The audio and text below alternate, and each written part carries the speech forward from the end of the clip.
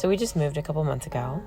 This new climate is so much different than the valley where we were living before. It is so hot and dry. I'm just realizing how important it is to be so mindful of all my skincare and how much more I need to really protect my skin.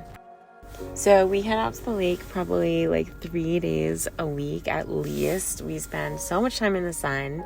We just started swim lessons, so we're at the pool a couple days a week as well. Since I switched up my skincare, I've actually noticed my skin feels so much better at the end of the day.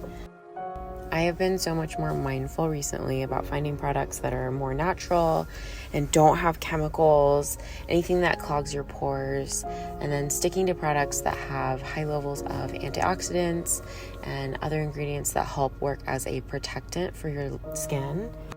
Having that extra layer of protection is so important to have underneath your main moisturizer and then your sunscreen as well.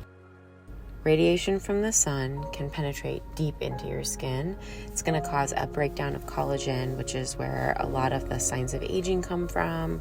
And then, of course, that layer of protection is so important against melanoma, any other skin conditions. So I want everybody to go take a look at their skincare and protect yourself.